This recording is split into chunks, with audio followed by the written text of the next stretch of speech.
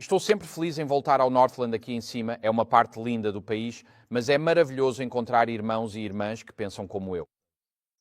E nos últimos 5 anos, você descobriu quem eram seus verdadeiros amigos, e todos nós passamos por esse tipo de processo. Por isso, acho que foi uma bênção para nós passarmos pelos últimos 5 anos. Foi um chamado espiritual para despertar, funcionou muito como as trombetas do Antigo Testamento, um aviso de que há um dia de julgamento por vir. E precisamos estar em paz com nosso Pai Celestial. Por isso, é um privilégio estar aqui e compartilhar com vocês hoje. E para aqueles que estão assistindo online, damos as boas-vindas calorosas, onde quer que você esteja assistindo a este programa. Certo, então me pediram para fazer 4 palestras aqui, 2 hoje e 2 amanhã. Então é como se houvesse uma espécie de ascensão em um crescendo. Começamos com uma introdução relativamente suave e vamos ficando cada vez mais diretos até amanhã à noite, certo? E esse é o caminho que vamos seguir. Hoje tenho 2 palestras, uma se chama Masmorra Digital 1 e como você vê na tela, a outra se chama Masmorra Digital 2. E amanhã vou falar sobre cuidado com o comprador 1 e cuidado com o comprador 2. Então essas são as 4 palestras que vamos abordar hoje e amanhã. Trago saudações da minha esposa, ela deveria estar aqui. Estamos com alguns reparos inesperados em nossa casa neste momento. Por isso, ela ficou em casa para cuidar disso enquanto acontece. Mas meu filho está comigo, ele está fazendo as gravações e é realmente um privilégio para nós compartilhar esses dias com vocês. Então, convido vocês mais uma vez a inclinarem suas cabeças comigo e convidarem o Espírito Santo para abençoar nosso tempo juntos. Pai Celestial, agradecemos pela bênção e pelo dom da vida. Pai, agradecemos pela certeza da vida eterna para aqueles que estão no livro da vida do Cordeiro. E, Senhor, enquanto nos reunimos aqui hoje no dia de preparação, enquanto aguardamos com expectativa as alegrias e a comunhão do próximo sábado, peço-te, Senhor, que o Teu Espírito Santo desça sobre nós, que tragas convicção e conversão renovadas a cada um de nossos corações e mentes. Pai, sabemos que estamos vivendo tempos grandiosos, mas, Pai, sabemos que antes de Jesus voltar haverá um tempo de angústia. E peço, Senhor, que cada um de nós seja encontrado no livro da vida do Cordeiro quando Jesus voltar. Então, Senhor, enquanto passamos esses 3 dias juntos, Senhor, um dos motivos pelos quais Tu dás dons à igreja é para edificar o corpo de Cristo. E assim, Pai, estou aqui hoje para fortalecer e edificar o corpo de Cristo. Que nossos membros e preciosas almas que estão assistindo presencialmente ou online estejam preparados para a vinda de Jesus Cristo. Senhor, não estamos aqui para preservar o passado, estamos aqui para proteger o futuro. E assim, Pai, peço que fales através de mim e por mim. Isso eu peço em nome de Jesus. Amém. Certo? Então, esta é a nossa jornada de hoje. Vamos analisar a conexão com a ONU Conexão. Vamos dedicar este primeiro momento para analisar as identidades digitais ao redor do mundo. Depois vamos ver exemplos de excessos no uso da identidade digital. Então vamos chegar às nossas conclusões. Estou falando sobre isso porque está acontecendo diante dos nossos olhos. E gostemos ou não, isso está acontecendo na América.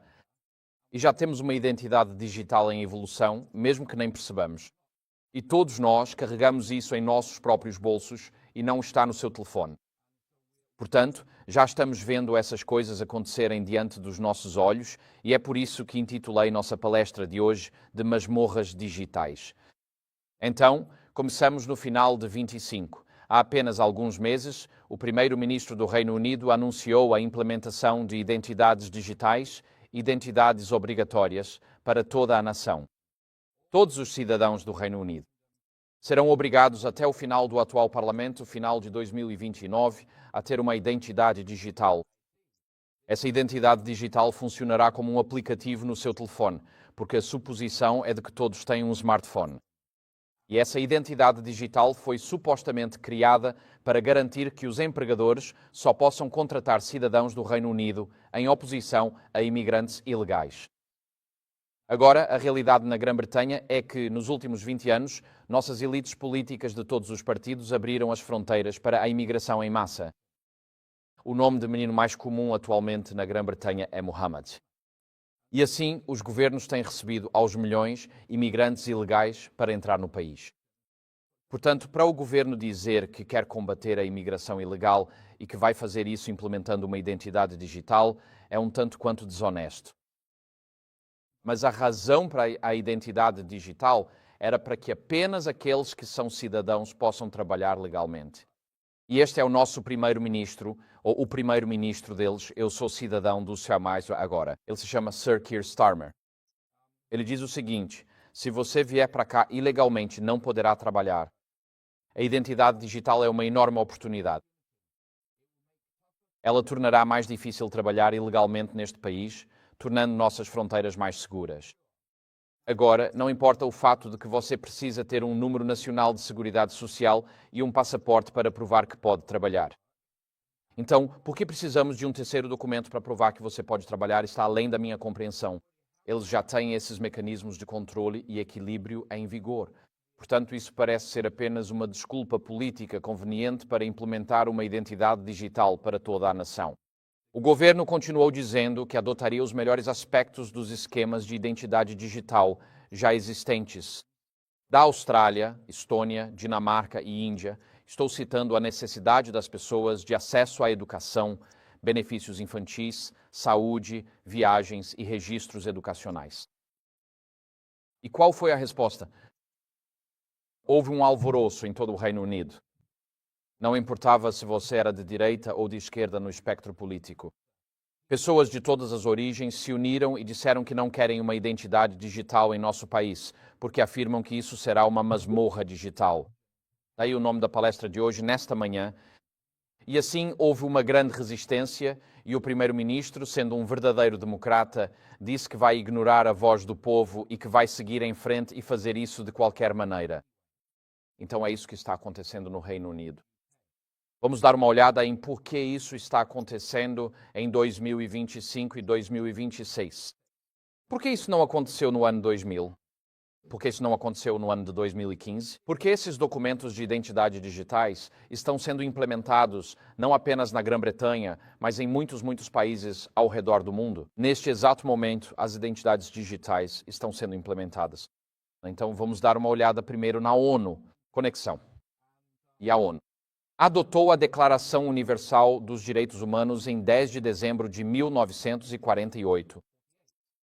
E o preâmbulo, como vocês veem aí na tela, da Declaração Universal dos Direitos Humanos está aí na tela, diz, considerando, eu sei que está bem pequeno para vocês, isso é só para vocês saberem, está lá, eu não estou inventando, certo?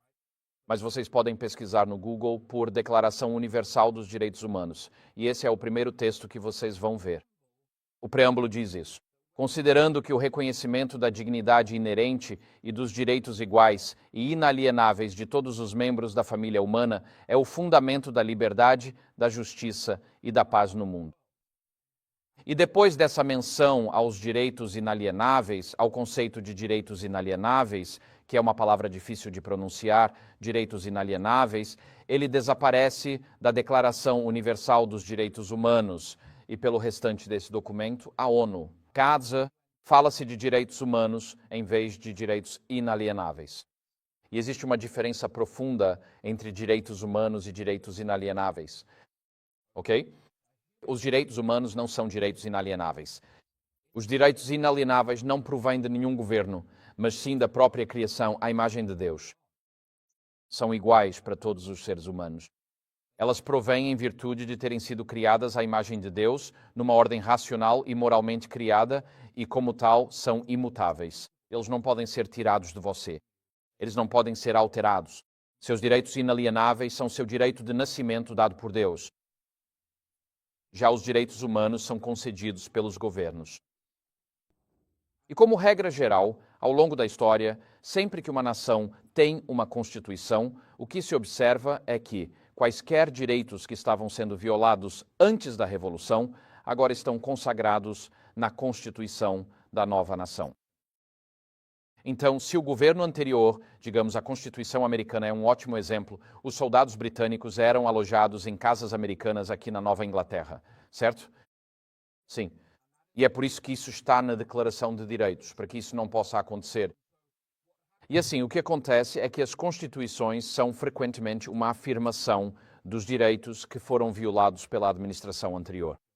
E se você quiser saber como era a situação antes de uma Constituição ser adotada, leia a Constituição, observe os direitos que estão explicitamente consagrados nela, e isso lhe dirá pelo que a nação estava passando antes de qualquer revolução ou reforma que tenha ocorrido, levando à nova Constituição.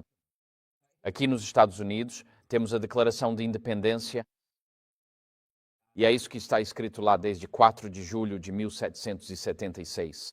Diz: consideramos estas verdades como evidentes por si mesmas, que todos os homens são criados iguais, que são dotados pelo seu Criador de certos direitos inalienáveis.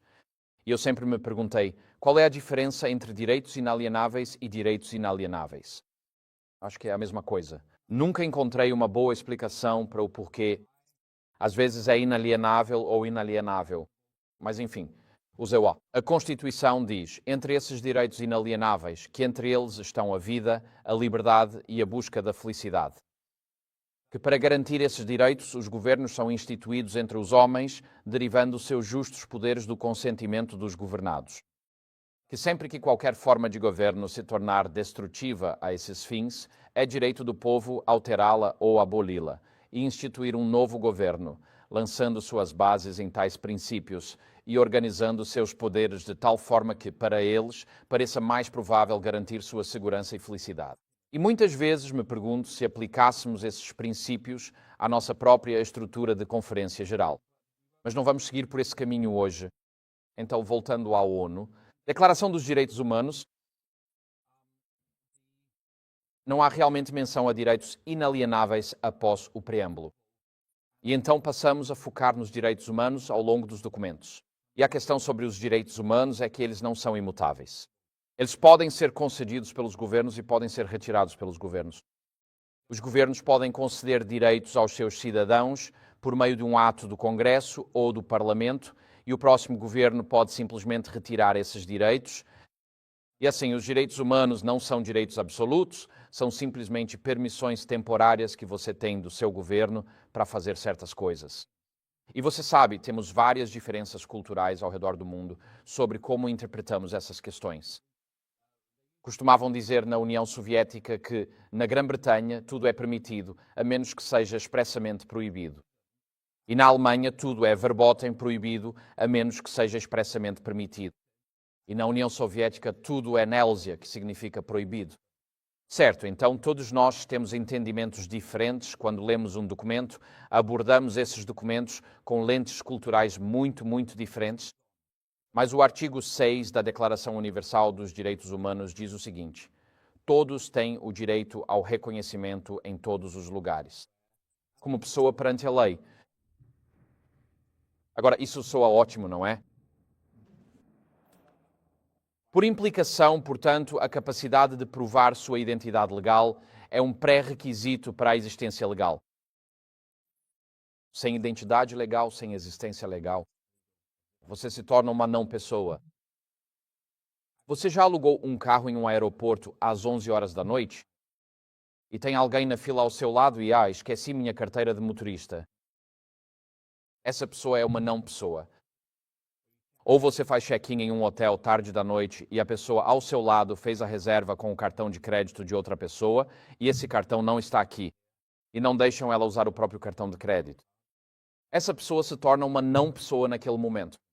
E eu vejo enquanto viajo pessoas esquecendo documentos essenciais e se tornando não-pessoas no contexto das viagens.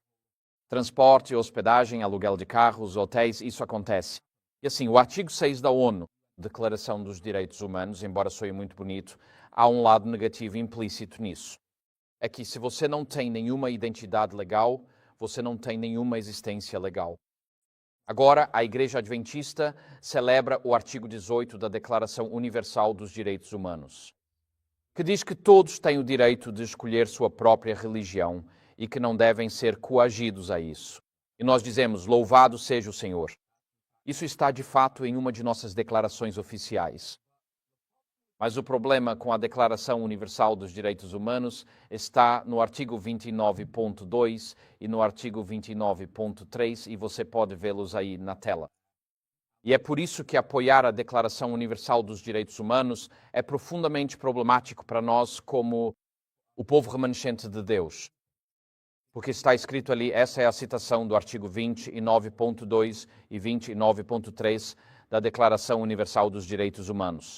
Diz que no exercício de seus direitos e liberdades, todos estarão sujeitos apenas às limitações determinadas por lei, unicamente com o objetivo de garantir o devido reconhecimento e respeito pelos direitos e liberdades dos outros e de atender às justas exigências da moralidade, da ordem pública e do bem-estar geral em uma sociedade democrática. O que isso te diz é que todos os direitos listados na Declaração Universal dos Direitos Humanos, nos artigos 1 a 28, não são absolutos. Eles não são inalienáveis. Eles estão sujeitos ao que for determinado pelas autoridades públicas como sendo para o bem-estar geral da sociedade, também conhecido como o argumento do bem comum. Então você tem direitos, e você tem o direito à liberdade de consciência no artigo 18 da Declaração Universal dos Direitos Humanos. Mas isso está sujeito ao bem-estar geral de uma sociedade democrática. Se o governo determinar que o bem-estar geral exige a adoração aos domingos, por exemplo, você não terá direito de reivindicar a adoração no sábado. E então, no último parágrafo ali, cláusula 29.3, esses direitos e liberdades não podem, em hipótese alguma, ser exercidos contrariamente aos propósitos e princípios das Nações Unidas.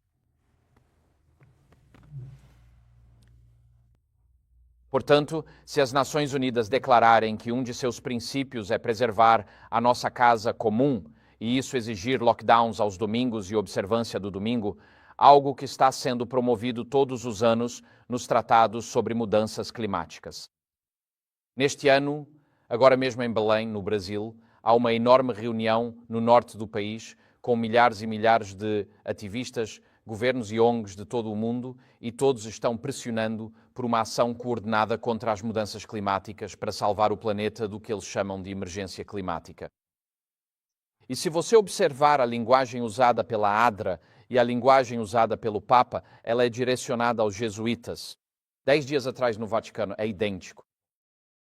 Estamos todos falando a mesma linguagem, a necessidade de preservar nossa casa comum, a emergência climática e o bem comum. E assim, enquanto as nações e os povos do mundo se unem em torno do que supostamente consideram ser a emergência climática e não houve aquecimento global esta manhã no Maine, posso garantir a vocês. Mas à medida que nos unimos em torno da suposta emergência climática, percebemos que jesuítas e a ADRA, a Agência Adventista de Desenvolvimento e Recursos Assistenciais, estão encontrando pontos em comum, uma linguagem comum e objetivos comuns para proteger nossa casa comum. Mas o ponto sobre esta declaração final aqui é que você não pode exercer a liberdade de consciência se ela for contrária aos propósitos ou princípios das Nações Unidas. Se um dos propósitos das Nações Unidas, como estão discutindo, é tomar medidas contra as mudanças climáticas para preservar nossa casa comum, e isso exige que todos nós descansemos um dia por semana para preservar o mundo do ciclo incessante de consumo econômico, e esse dia for o domingo, então seu direito e responsabilidade dados por Deus de temer a Deus e dar glória a Ele e de honrar o dia de sábado, agora serão abolidos. As Nações Unidas não são uma organização democrática. Em termos simples, só nos é permitido exercer nossos direitos, de acordo com as determinações dos governos, governos internacionais ou organizações intergovernamentais como a OMS e outros atores globais e das Nações Unidas. Direitos inalienáveis são mencionados no preâmbulo da Declaração dos Direitos Humanos, mas não aparecem depois disso. O que a ONU chama de direitos, na verdade, não são direitos. São meramente permissões temporárias que podem ser revogadas a qualquer momento. Caso o que você deseje fazer entre em conflito com o que o regime de governança global chama, entre aspas, de bem-estar geral de uma sociedade democrática, ou vá contra os próprios propósitos e objetivos declarados da ONU. Então, em 2013, a ONU publicou uma declaração sobre seu papel de fornecer um novo regime de governança global para todo o mundo. E em 2013 foi isso que as Nações Unidas declararam. Disse que a parceria pode promover um regime de governança global mais eficaz, coerente, representativo e responsável. Um regime de governança global sob os auspícios da ONU terá que garantir que os bens comuns globais sejam preservados para as futuras gerações. Os bens comuns globais. O propósito da ONU é preservar os bens comuns globais, seja lá o que eles definam como tal. Essencialmente, os governos nacionais estão sendo reduzidos ao redor do mundo a traduzir as prioridades da governança global em políticas nacionais.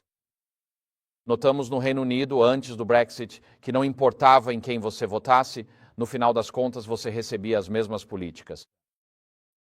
Se você votasse no Labour ou no Conservative, que são a nossa versão de republicano e democrata, os rostos mudavam, mas as políticas essenciais não mudavam. Por isso, as pessoas votaram pelo Brexit. Elas não queriam mais nada com isso, com o que estava sendo ditado de Bruxelas. E mesmo assim, tivemos políticos que continuaram seguindo as velhas políticas e a velha agenda. Então, efetivamente, mudar de governo nas eleições nacionais só muda os jogadores, mas não muda as políticas globalistas centrais. E assim, você tem políticos diferentes, mas as mesmas políticas. Nos Estados Unidos, chamamos isso de Uniparty. O Uniparty em ação. Agora, em 2015, a ONU adotou a Agenda 2030. Você já ouviu falar da Agenda 2030? Nós ouvimos muito sobre o projeto 2025, mas talvez mais preocupante em nível global seja a Agenda 2030. Então, a ONU costumava ter o que chamavam de ODMs, ou Objetivos de Desenvolvimento do Milênio, e o objetivo era eliminar toda a pobreza humana.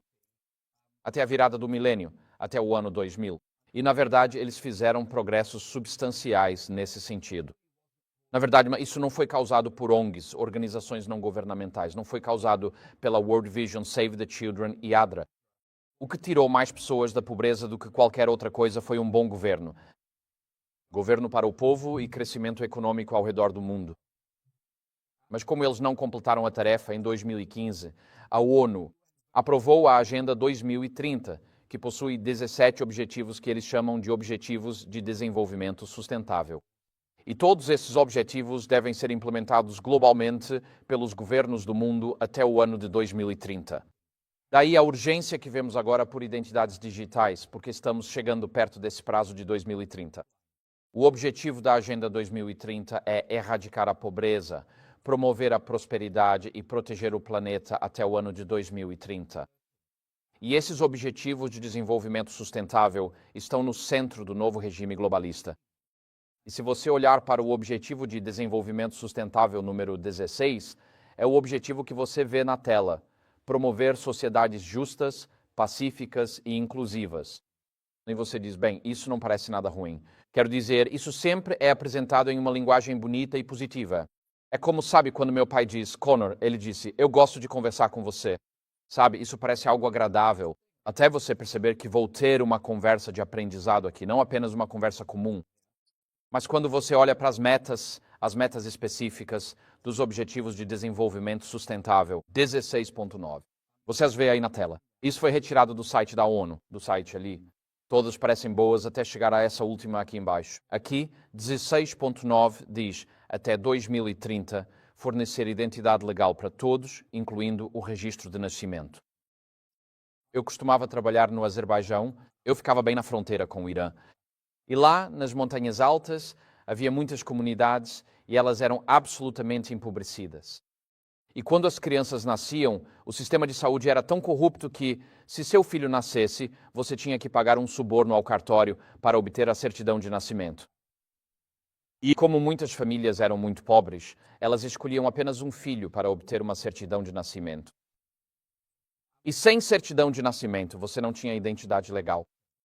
Sem certidão de nascimento, seu filho não poderia ser matriculado em nenhuma das escolas da região. Sem certidão de nascimento, você não poderia ir para a faculdade. Você não existia legalmente. Então, o que se via eram crianças nas montanhas crescendo sem existir legalmente. Eram pessoas inexistentes que nunca poderiam acessar saúde, educação, transporte, viajar, aposentadoria ou qualquer tipo de benefício social dentro do seu país. E então percebi, todos aqueles anos atrás, que ter documentos legais, ter uma identidade legal é algo extremamente importante. Nós damos isso como certo até vermos pessoas vivendo sem isso. Então vocês veem agora na tela, coloquei aqui de forma um pouco mais clara, aqui está o objetivo da ONU. O Objetivo de Desenvolvimento Sustentável 16.9, fornecer identidade legal para todos, incluindo o registro de nascimento. E então, o indicador que o acompanha é este. Diz que a proporção de crianças menores de 5 anos, cujos nascimentos foram registrados junto à autoridade civil por idade.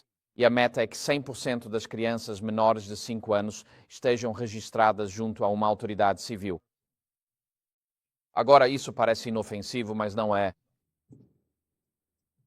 Porque logo após votar os Objetivos de Desenvolvimento Sustentável e a Agenda 2030, meses depois, a ONU, a Aliança ID 2020, votou. Foi criada no final de 2015 com o objetivo de implementar um sistema global de identidade digital para atingir as metas de desenvolvimento sustentável, 16,9. E até 2030, esse era o propósito declarado da Aliança Agenda ID 2020. A Aliança tem como objetivo facilitar a expansão de um sistema de identidade digital seguro, verificável e persistente, em consonância com os Objetivos de Desenvolvimento Sustentável acordados pelas Nações Unidas. Se você quer saber se a ONU está promovendo identidades digitais em nível global, com certeza está. Chama-se Aliança ID 2020 e essa aliança é uma mistura de grandes empresas de tecnologia do mundo todo, contratadas de defesa, agências da ONU, governos e bancos, todos colaborando na Aliança ID 2020 para implementar identidades digitais. No momento, eles estão fazendo isso caso a caso ao redor do mundo. E o que eles estão fazendo é escolher a dedo os países mais difíceis do mundo para implementar isso, para que possam aprender as lições. E assim que aprenderem as lições, vamos chegar a alguns exemplos específicos em um minuto, então eles saberão como implementar para todo o resto. Então, esse esquema de identidade digital, só para entender exatamente do que estamos falando, a Microsoft está envolvida nesse programa. Eles fazem parte da Aliança ID 2020. E a beleza da internet é que nada pode ser escondido. E existem certos mecanismos de busca onde você digita o nome do site que deseja. E a data, e a hora, e o ano, e o dia, e o mês de quando ele estava online. E ele te leva de volta ao que estava lá naquele momento. Então, as pessoas podem mudar o site de hoje, mas com a internet você pode voltar e ver o que estava escrito ontem ou há 6 meses. E em um desses sites você pode voltar e olhar para o... Este é um grupo de chat interno dentro da Microsoft. E eles estavam discutindo o que significava para a Microsoft participar da Aliança ID 2020. E nesse blog de discussão interna é isso que o texto diz. Este é o final desse artigo. Diz assim: à medida que mais e mais transações se tornam digitais por natureza e são construídas em torno de um único padrão global de identificação, apoiado pela Microsoft, a questão de quem irá governar essa comunidade e economia global em evolução se torna relevante, né? Especialmente porque os participantes do sistema não poderiam comprar ou vender bens ou serviços. Então aí está, preto no branco, vindo da Microsoft. Eles entendem as implicações de que, se você não participar do plano de identificação digital que está sendo implementado globalmente, você não poderá comprar nem vender. Você será legalmente um não cidadão. É isso que vai acontecer. Então, essas identidades digitais, teoricamente, vão lhe fornecer uma identidade legal. Teoricamente, dando-lhe acesso à saúde, educação, viagens, moradia, seguro-desemprego, aposentadoria, previdência social, benefícios do Medicaid, Medicare, acesso ao sistema judiciário e outros benefícios fornecidos pelo seu governo. Mas a falta de uma identidade digital aprovada, ou se você for desligado do sistema, isso fará de você uma não-pessoa, legalmente inexistente, e irá excluí-lo de todo acesso a serviços do governo ou do setor privado. Então, agora temos sua atenção nesta manhã? Sim, espero que tenhamos sua atenção. Agora, ainda não há um plano para transformar isso em um sistema único de identidade digital implementado globalmente. A palavra-chave é interoperável.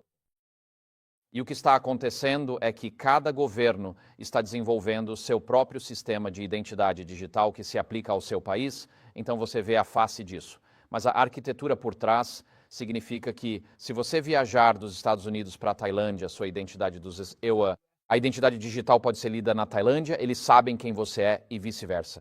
Por isso, eles chamam de interoperável, para que onde quer que você vá no mundo, sua identidade nacional seja registrada e reconhecida naquele país. Então, por exemplo, a União Europeia acabou de anunciar que americanos que vão para a América, a partir do ano que vem, viajar da América para a União Europeia exigirá uma identidade digital. Uma identidade digital americana será funcional na Europa. Então, você vê essas restrições começando a surgir. Durante a pandemia, descobri que havia muitas brechas, uma das quais era, depende de quem você voa como. E se eu tivesse voado para a Alemanha, como fiz, ou para a França, América ou Grã-Bretanha durante a pandemia, se eu tivesse voado como cidadão americano, eu teria o acesso negado porque eles exigiam um passaporte dos imões. Cidadãos deverão ser vacinados para poderem viajar para a Europa. Eu sempre viajei com o meu passaporte irlandês, porque assim eu voltava para casa como irlandês e, portanto, não precisava de vacina, já que tinha um passaporte irlandês. E quando viajei para a Grã-Bretanha, viajei com o meu passaporte britânico, porque estava voltando para casa e, portanto, as normas de vacinação se aplicavam. Ok? Só quero te encorajar, consiga o máximo de passaportes que você puder encontrar. Aqui no Maine, se você tem parentes, se você tem um avô ou avó que nasceu na Irlanda, você se qualifica para a cidadania irlandesa. É um passaporte da UE. Isso pode ser extremamente útil algum dia. Não. Jones disse que um dia os adventistas na América se arrependerão disso. Eles não partiram antes de receberem a marca da besta. As restrições começam aqui. Então, é isso que a Microsoft está dizendo. O verdadeiro objetivo da Agenda ID 2020 é o seguinte: triplo.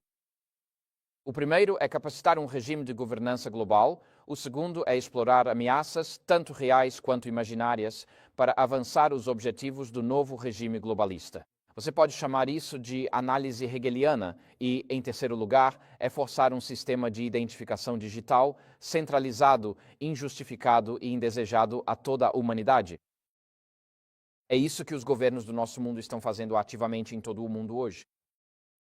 A maioria dos governos do nosso mundo está implementando isso ativamente enquanto falamos. Então, vamos falar sobre essas identidades digitais ao redor do mundo. Agora, o que você percebe ao ler a literatura é que esses planos estão sempre envoltos e batizados em palavras calorosas e reconfortantes. Essas são algumas das palavras usadas na literatura. Líderes da ONU e de ONGs falam sobre inclusão financeira. Eles falam sobre reduzir a lacuna de identificação. Eu não sabia, eu estava preocupado com a lacuna de identificação, mas aparentemente deveríamos estar. Eles falam sobre sistemas financeiros centrados no cidadão, ou de forma ainda mais kafkiana, falam sobre o dinheiro do povo. O dinheiro do povo. Na verdade, isso está implementando o estabelecimento de um sistema financeiro global que recompensa os obedientes e pune aqueles que se recusam a se curvar à nova agenda globalista. Então, na Tailândia hoje, eles já implementaram a nova identidade digital. Eu costumava trabalhar com a Adventist Frontier Missions, e eles estão cientes disso. O que aconteceu na Tailândia foi que todos os celulares agora estão vinculados a cartões SIM. Você não pode comprar um cartão SIM sem vinculá-lo a um número de identificação digital. Isso significa que você não pode comprar um celular descartável. Isso significa que você não pode ter uma conversa privada quando realmente quiser. Não é mais possível ter uma conversa telefônica anônima na Tailândia. Na Nigéria hoje, um dos países mais populosos do mundo e com suas próprias tensões internas entre muçulmanos no norte e cristãos no sul, há uma grande luta acontecendo entre o governo e o povo. E eles lançaram sua própria moeda digital, a moeda digital do Banco Central, chamada Naira, e implementaram identidades digitais para toda a nação, e há uma enorme resistência na Nigéria por parte das pessoas que não querem as identidades digitais nem a moeda digital. Por isso, a Nigéria está se tornando um ponto focal para o Bitcoin, porque é uma criptomoeda fora do controle do governo. E assim, hoje a Nigéria é um hotspot de Bitcoin. E o México, com seus problemas com os cartéis e tudo mais, acabou de firmar um acordo com o Banco Mundial para implementar um novo sistema de identificação digital até o final de 2026. E o acordo é que, no México, ninguém pode ser empregado sem ter uma identidade digital que comprove sua elegibilidade para o trabalho. E nenhum empregador, incluindo a Igreja Adventista, estará isento da exigência de verificar no sistema de identificação digital. Então, isso está sendo implementado em países como Nigéria, Tailândia e México. E como eu disse antes, eles não estão escolhendo os países fáceis para implementar. Eles estão implementando nos países mais difíceis, onde há um governo central mais fraco, porque estão aprendendo as lições para que possa ser implementado em outros lugares. No Reino Unido, as autoridades fiscais, em parceria com a nova iniciativa de identificação digital, estão redesenhando seus sistemas. Assim, os autônomos e as pequenas empresas serão obrigados a enviar seus dados fiscais trimestralmente, em vez de no final do ano fiscal, usando um software aprovado pelo governo. Isso dá ao governo uma supervisão e visibilidade mais contínuas sobre as atividades financeiras e empresariais das pessoas. E bilhões estão sendo gastos para conectar todos esses bancos de dados que o governo possui internacionalmente em algo que eles chamam de Sistema de Banco de Dados Integrado. Assim, você solicita uma carteira de motorista e essa informação fica visível para todos os outros departamentos do governo, não apenas para o DVLA. O que isso significa é que o John Doe, que solicita uma licença de pesca, é reconhecido pelo funcionário administrativo. Com quem você está falando? Como o mesmo John Doe que recebe um auxílio de cuidador e o mesmo John Doe que paga $1.500 trimestralmente em imposto de autônomo. Bancos de dados integrados permitem que o governo tenha uma visão de 360 graus de todas as suas interações com cada braço do Estado. Hoje Em quase todos os países do mundo, os benefícios e serviços do governo geralmente são oferecidos de forma padronizada, igual para todos. Existem algumas variações, como as reformas do SNAP que estão sendo propostas agora, em que você precisa fazer um certo número de horas de trabalho voluntário para receber seus benefícios do SNAP. Mas, como regra geral, o atendimento de saúde e os benefícios do governo são oferecidos de forma padronizada, igual para todos. Com identidades digitais, governos e bancos de dados integrados, os governos podem adaptar sua assistência a cada indivíduo de forma condicional e personalizada. Ou seja, o acesso ao bem-estar e aos sistemas do governo é condicional, dependendo do cumprimento de quaisquer exigências governamentais em vigor no momento. Talvez o maior exemplo de identidade digital atualmente seja a Índia. E na Índia, em 2016, eles aprovaram a lei Aadhaar e as Nações Unidas, por meio da IDE, 2020 firmaram parceria com o governo indiano para implementar o sistema Aadhaar. E hoje, quase 90% dos 1,4 bilhão de cidadãos indianos estão registrados com um número de identificação de 12 dígitos, conhecido como número de conta pessoal. O registro envolve escaneamento da íris e verificação de todas as 10 impressões digitais para se cadastrar como residente, e que toda a sua identidade fica armazenada em um único banco de dados centralizado, conhecido como Repositório Central de Dados de Identidades. Teoricamente, a participação é voluntária, mas você precisa de um número de conta pessoal para pagar impostos pessoais, obter restituições fiscais, abrir ou usar uma conta bancária, ter um cartão de crédito, fazer qualquer transferência bancária, qualquer transferência acima de $600. E há uma enorme variedade de benefícios e subsídios do governo, como saúde e educação, acesso a grãos e trigo subsidiados, sementes e fertilizantes para os agricultores, tudo isso exigindo um PAN, um número de conta pessoal no sistema de identidade digital Aadhaar. Mas, como dizem, o sistema é totalmente voluntário. A decisão é sua. Você pode optar por não participar, desde que não precise pagar impostos, não compre um veículo, não faça transações financeiras, não queira uma conta bancária, não queira acesso ao governo, à saúde, à educação ou à previdência social, não precise de acesso a alimentos, grãos ou sementes subsidiados e nunca deseje votar. A escolha é claramente sua, mas é totalmente voluntária. E no ZY, E quanto a nós? Bem, você já ouviu falar do Real ID Act. Você deveria lê-lo. O Real ID Act de 2005 estabeleceu padrões mínimos de segurança para ajudar a aprimorar as carteiras de motorista e carteiras de identidade emitidas pelos estados. Foi assim que ele foi apresentado. A lei proíbe que agências federais aceitem qualquer informação que não atenda a esses padrões e exige a coleta de informações pessoais específicas, incluindo seu nome completo, data de nascimento, número do seguro social, endereço residencial, assinatura e uma fotografia. E essa padronização da coleta de dados em todos os estados dos Estados Unidos está criando um perfil abrangente de todos os indivíduos, o que muitos críticos demonstram que levará a um aumento da vigilância governamental. Agora, nos dias de hoje, nos Estados Unidos da América, os seguintes estados migraram suas carteiras de identidade reais para identidades digitais. São eles Arkansas, Arizona, Califórnia, Colorado, Geórgia, Havaí, Iowa, Louisiana, Maryland, Montana, Novo México, Nova York, Ohio, Utah, Virgínia, Virgínia Ocidental e Porto Rico. Esses estados já digitalizaram o sistema de Real ID e isso está sendo implementado nos demais estados.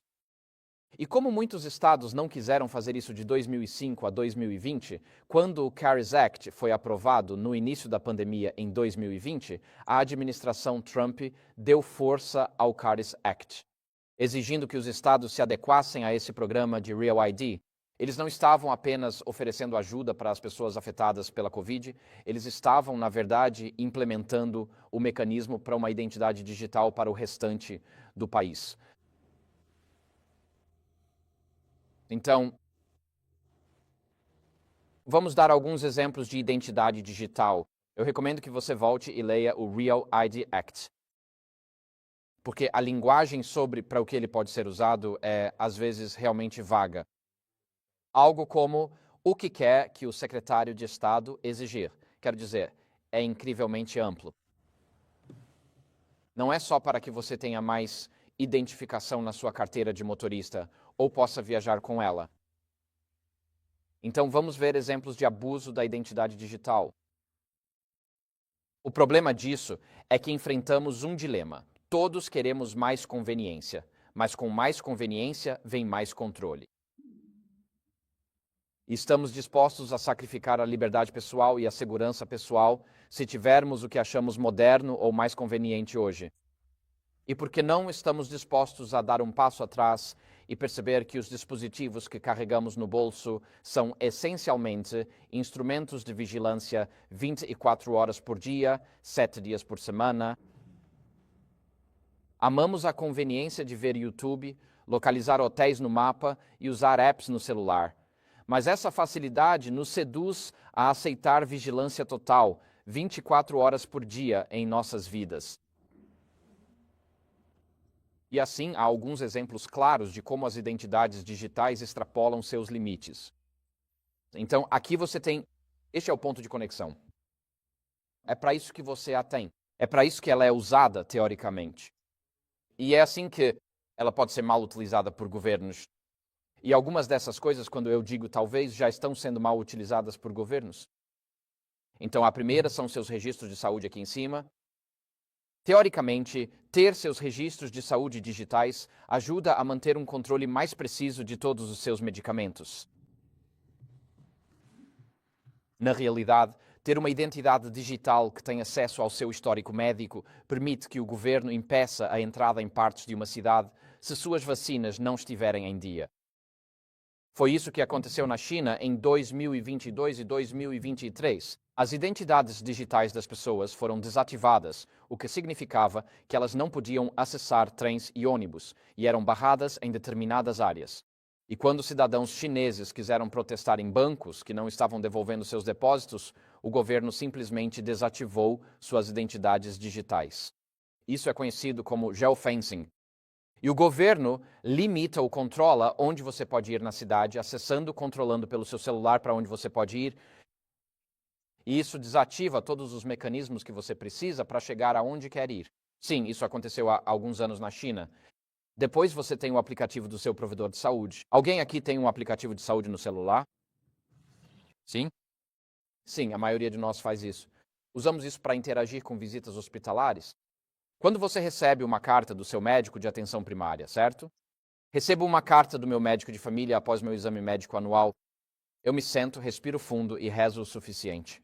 Eu digo, Senhor, que o Senhor perdoe essa médica pelo que ela está prestes a me dizer.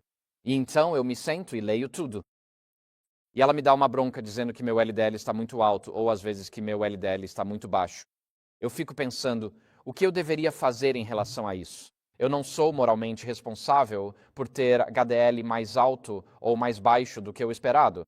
Mas enfim, isso é outro assunto.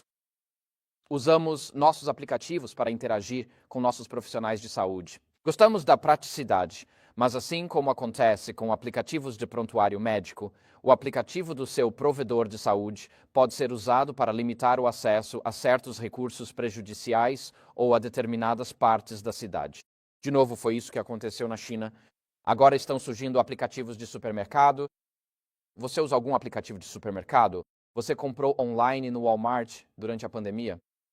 Certo, os aplicativos sabem o que você está comprando para entrega em casa.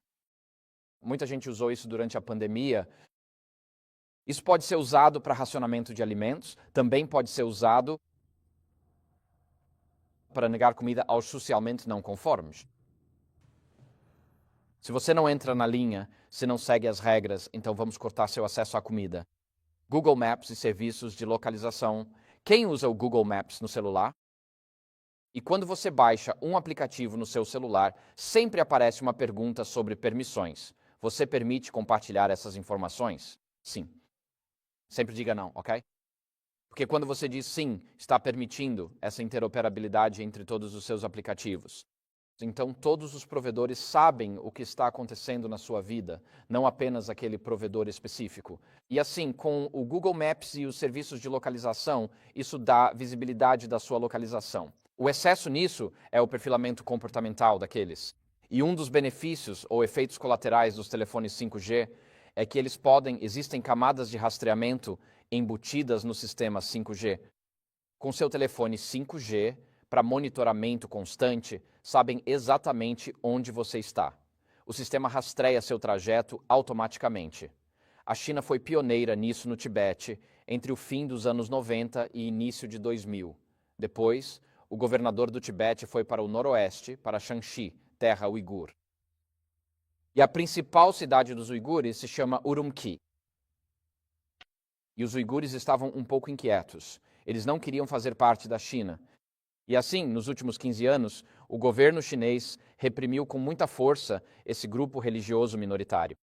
Você provavelmente já ouviu falar da perseguição aos uigures, onde os homens são levados para campos de reeducação e doutrinação, e o governo chinês transferiu homens Han para suas casas para viverem como maridos com suas esposas. E eles estão tentando exterminá-los por meio da reprodução e destruir a dinâmica familiar. Bem, o governo chinês instituiu um sistema de crédito social em todo o país e o implementou em caráter experimental em Urumqi. E eles instalaram câmeras inteligentes em cada esquina, em todas as entradas de todos os prédios. E eles podiam rastrear qualquer pessoa. E a inteligência artificial está sendo usada para isso. Se você está indo para a casa do trabalho à noite e de repente pensa, preciso comprar para mim, sei lá, um saleiro para casa. Eu só dou uma passada no Walmart e compro isso. Isso é sinalizado no sistema como estando fora do seu trajeto normal de rato. E se o sistema achar que isso é suspeito, ele pode bloquear o seu acesso à loja. E esse tipo de estado de vigilância 24 horas por dia, 7 dias por semana, já existe na China. E isso vem acompanhado de um sistema de crédito social, onde se você está nas redes sociais na China e não curte peças de propaganda do governo o suficiente todo mês, então você perde benefícios. Você não tem acesso a um passaporte. Seus filhos não podem viajar para o exterior para estudar. Você não pode obter um visto estrangeiro. Não pode morar em uma parte melhor da cidade. O governo chinês tem um esquema de crédito social muito avançado e ele está atrelado a identidades digitais que estão sendo implementadas em todo o país. Isso está chegando até nós. Hoje temos uma versão mais branda chamada de cultura do cancelamento, mas isso está vindo para o nosso lado. Chamamos isso de perfil comportamental com o Google Maps. Você tem itens tokenizados, provavelmente já ouviu falar do trabalho de tokenização com o Banco de Compensações Internacionais. E assim, todo país tem um banco central, mas o banco central de todos os bancos centrais é conhecido como o BIS, o Banco de Compensações Internacionais. E eles estão se movendo o mais rápido possível para tokenizar todos os ativos ao redor do mundo. E você pode perguntar, bem, como isso me afeta? O problema é que o governo pode negar o seu acesso aos seus próprios ativos. Hoje em dia, você pode comprar um carro novo e ele pode ser desligado remotamente. Você pode comprar uma propriedade e depois ser impedido de acessá-la pelo governo através de uma ordem judicial, porque eles sabem exatamente qual propriedade você possui. Tudo está detalhado. Na verdade, com um programa de digitalização. 2 semanas atrás, eu estava conversando com um homem no Canadá que está gerenciando parte da implementação do CBDC do governo canadense. Ele me disse que o sistema está sendo projetado. Assim, com o toque de um botão, os ativos de alguém podem ser simplesmente transferidos para outra pessoa na blockchain. E você pode perder tudo o que possui com o toque de um botão. Então você tem suas câmeras. Todo mundo gosta das câmeras em seus celulares.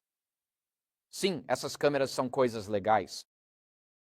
Mas elas também podem tirar fotos e também podem ver o que você está vendo. Elas também podem ser usadas para monitorar por onde você anda e o que faz nesses lugares. Então, se você tem um notebook em casa à noite, os laptops têm uma câmerazinha na parte de cima da tela, certo? Eu sei que o Bill Gates e o Elon Musk, quando usam seus laptops, cobrem essas câmeras.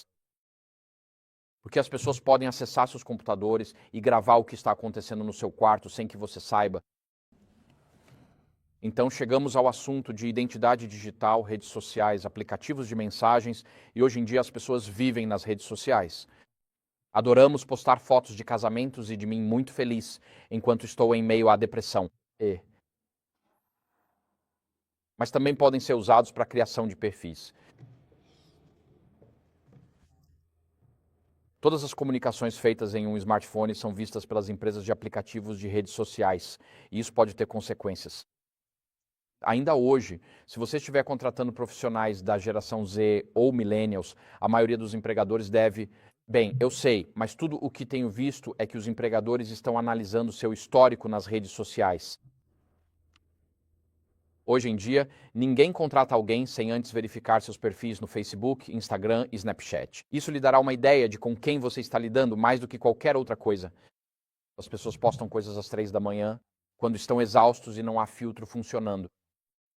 É incrível o que você pode aprender sobre alguém naquelas conversas às 3 da manhã, postagens.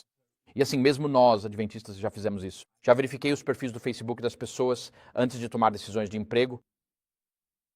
Mas imagine se isso estivesse sendo usado sistematicamente contra todos os cidadãos.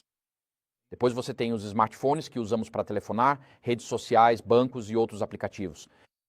Mas também é um dispositivo onipresente de escuta, rastreamento e localização. E por meio das redes 5G, ele fornece um dispositivo de geolocalização 24 horas por dia para que agências de vigilância do governo possam rastrear você onde quer que vá no mundo. Então você tem os 2 últimos aqui. Com IDs digitais é possível fazer perfis religiosos e políticos. Qualquer religião considerada inadequada pode ser tratada por meio da imposição de restrições direcionadas a viagens, compras e transações financeiras. Também pode ser usado para determinar sua orientação política e assim direcionar ou restringir você conforme desejarem, inclusive sua capacidade de ir votar. Portanto, essas identidades digitais que estão sendo implementadas não são tanto para inclusão financeira, mas sim para controle financeiro. Sabe, antigamente, quando meu filho estava crescendo, eu dizia, David, te pago $5 para cortar a grama, é um trabalho de 3 horas. Ele ficava feliz em receber $5 e eu ficava feliz em pagar $5 por um trabalho de 3 horas. Mas com IDs digitais e moedas digitais, você não pode mais fazer essa transação pessoal. Você terá que fazer uma transação digital e essa será uma transação tributada. Tudo será conhecido pelo governo. Nada fica fora do sistema e você basicamente perde toda a privacidade pessoal. A questão central aqui com as ideias digitais é a capacidade dos governos de fazerem perfis pessoais. Não é papel ou direito do governo saber todos os aspectos da sua vida. Um governo limitado sustenta a existência de um governo moralmente autorregulado. A parte mais violenta da América hoje são nossas prisões. E quanto mais restrições governamentais você impõe a um homem, como em uma prisão de segurança máxima, mais você reduz sua capacidade de agir como um agente moral. Quando tudo é controlado e cada decisão é tomada por você, você é reduzido à condição de um animal, e os homens se comportam como animais nessas prisões. E quando o governo reduz seus controles sobre a cidadania, aumenta a nossa capacidade de tomar decisões morais e agir como seres morais e viver em harmonia com nossa consciência. E assim, à medida que vemos o aumento dos controles do governo sobre a sociedade, o resultado natural é que veremos mais comportamentos semelhantes aos de animais, porque estamos perdendo nossa capacidade de agir como agentes morais em uma criação moral. As identidades digitais permitirão que o governo mapeie todos os aspectos da sua saúde, seus hábitos pessoais, todas as suas finanças, seus interesses pessoais, cada aspecto da sua história pessoal, toda a sua participação em redes sociais, seus valores e aspirações, sua fé religiosa, suas opiniões políticas e todas as suas vulnerabilidades pessoais. E isso também permite que os governos ajam com base nesse conhecimento. Não se trata apenas de um perfil pessoal. O problema dessas identidades digitais é que você confunde conhecimento íntimo, você pode fundir o conhecimento íntimo sobre um indivíduo com o poder coercitivo do Estado. E quando você funde o conhecimento íntimo sobre o indivíduo com o poder coercitivo do Estado, isso significa que o governo terá a capacidade de restringir todo o seu acesso a viagens, comida, dinheiro, acesso aos seus próprios pertences. Isso vai te cortar do acesso a utilidades e moradia, desemprego, assistência médica, contas de aposentadoria, apoio social. Por isso, o avanço das identidades digitais representa uma ameaça tão profunda às liberdades civis e religiosas em todo o mundo. Um aplicativo assim, esses aplicativos que estão sendo lançados, inevitavelmente será um instrumento de uma sociedade de vigilância e controle total sob o pretexto de inclusão digital e identidade digital. Então eu espero que minha esposa diga: Conrad, você tem uma habilidade única de animar as pessoas. E a única notícia boa agora é que o almoço será em 35 minutos. E esta é a mais leve de todas as conversas. Temos estes próximos 2 dias. Tudo bem? Mas a função de um pastor não é preservar as instituições do passado. É para preparar as pessoas para o que está por vir. Queremos preparar as pessoas para estarem prontas quando Jesus voltar. E sabemos que entre agora e lá haverá um período difícil pela frente, como nunca houve desde que as nações surgiram. A irmã White disse em 1895, e estou parafraseando-a aqui, que o preço dos alimentos subiria tanto e os homens ricos controlavam o acesso ao fornecimento de alimentos, mas havia fome nas cidades da Índia, da China e da América. E ela diz que isso levará a uma nova guerra civil nos Estados Unidos. Ela disse isso em 1895. Então ela diz: isso introduzirá o tempo de angústia de Daniel 12, 1-2. Portanto, sabemos que há polarização social em nosso país. Vimos o que aconteceu com o risco de corte dos benefícios do SNAP há apenas 2 semanas. As pessoas estavam dizendo: vamos simplesmente pegar para nós mesmos.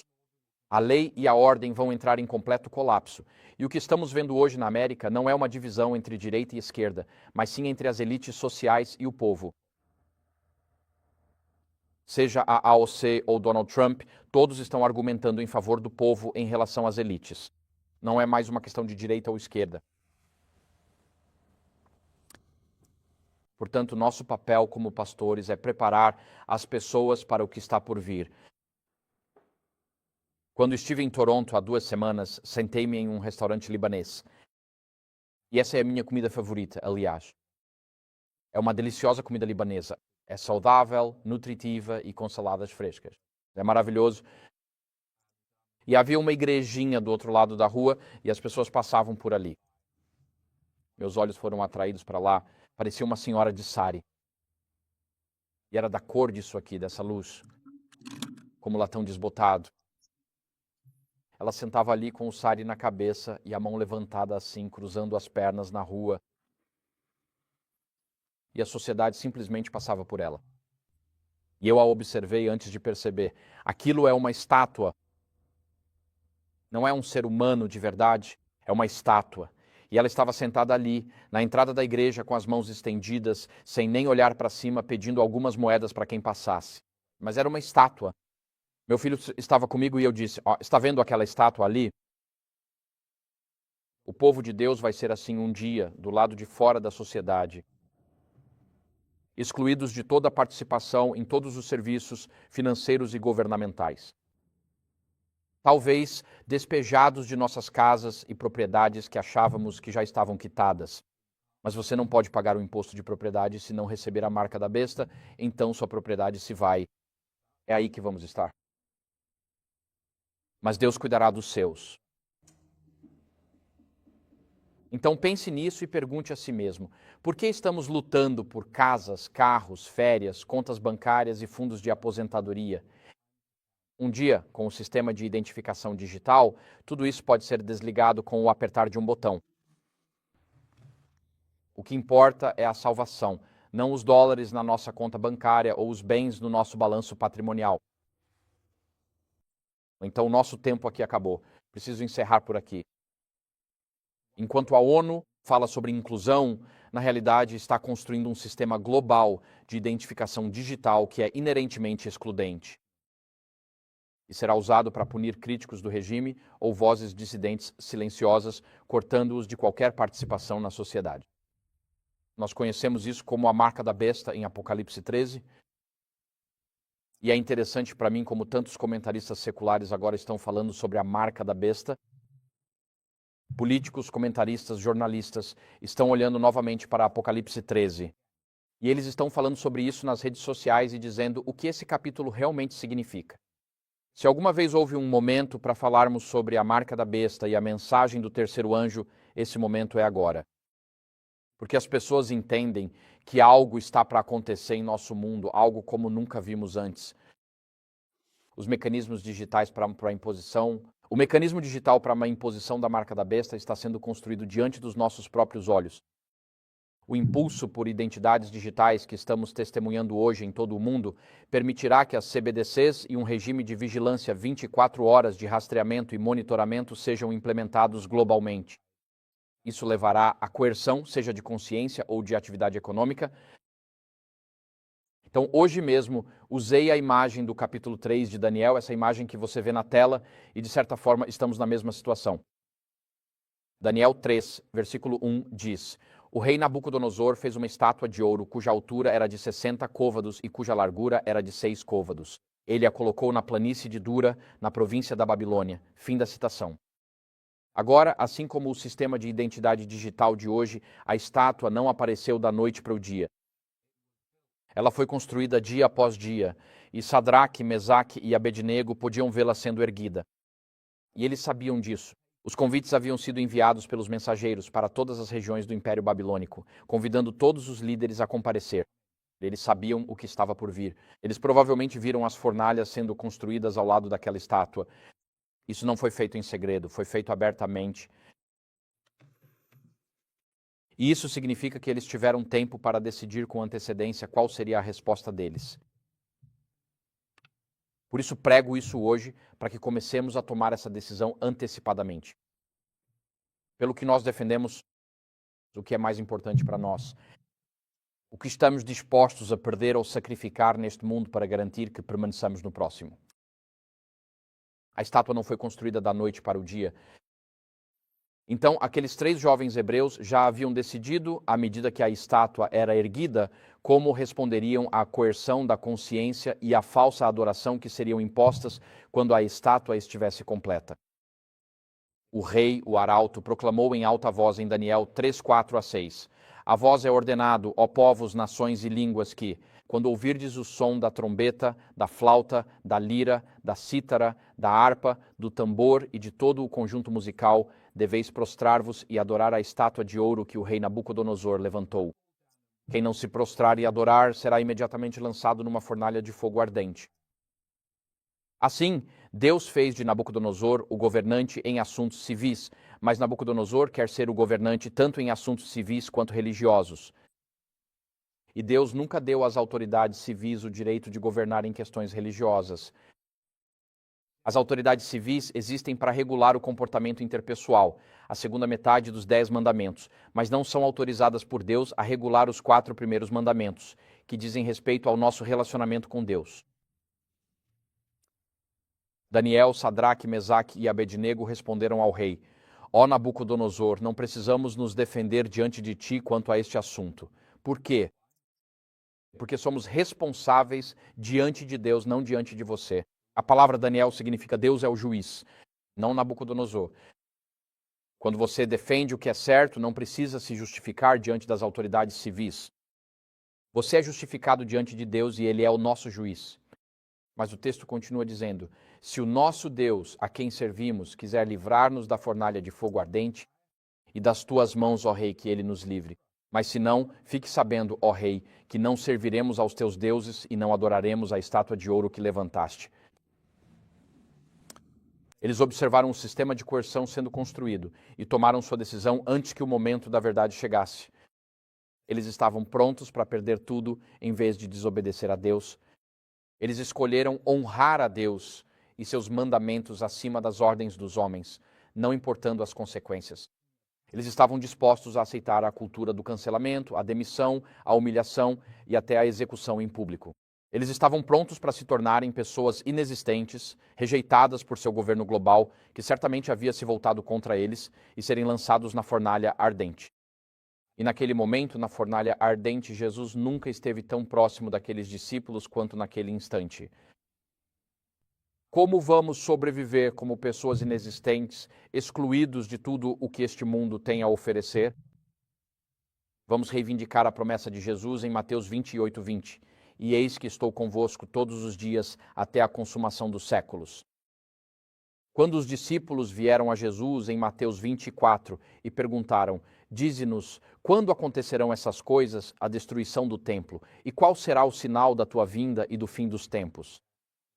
No final ali, Jesus conclui sua resposta em Mateus 28, dizendo: Aconteça o que acontecer entre a queda de Jerusalém e a segunda vinda de Cristo. Eu sempre estarei com o meu povo de forma pessoal. Se olharmos para nós mesmos, é assustador. Mas temos essa história de Daniel 3 como um lembrete de que nunca estamos mais próximos de Jesus do que quando ele está conosco no fogo. Ele os livrou no fogo, a fé deles foi vindicada e Deus foi glorificado diante de todo o Império Babilônico. A promessa de Jesus àqueles discípulos é a mesma promessa para nós aqui hoje. E eis que estou convosco todos os dias até o fim dos tempos. Portanto, não se curve diante dos homens, curve-se diante de Deus. Não defenda o erro, defenda a verdade. Não se contente com o hoje quando a eternidade está em jogo. E aconteça o que acontecer, que Deus seja glorificado por meio do nosso testemunho perante os homens e os anjos que observam, escolhendo o hoje e escolhendo a eternidade. Amém. Vamos encerrar com uma oração. Eis aqui o nosso Pai Celestial. Estamos observando a estátua de ouro que está sendo meticulosamente construída diante de nossos olhos. Pai, escutamos atentamente a linguagem, compreendemos perfeitamente o que virá da profecia. Pai, alguns vocês sepultarão antes que chegue esse tempo difícil. Mas, Pai, pela tua graça e misericórdia, eu gostaria de ver Jesus voltando. Quero estar entre aqueles que não clamam para que as pedras caiam sobre eles e os escondam do rosto daquele que está sentado no trono e do Cordeiro, Pai. Quero estar entre aqueles que ficarão firmes e dirão: Este é o nosso Deus, a quem temos esperado. Então, Senhor, entre agora e aquele dia, dá-nos sabedoria e discernimento, e sabedoria para termos as prioridades certas em nossas vidas. Guia-nos no uso dos talentos e do tempo que Tu derramaste em cada uma de nossas vidas.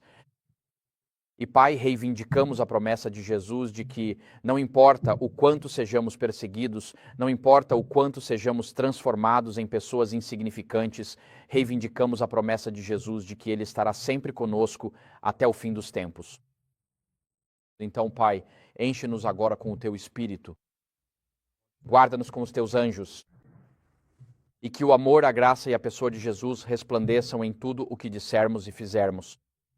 Em nome santo dele, oramos. Amém.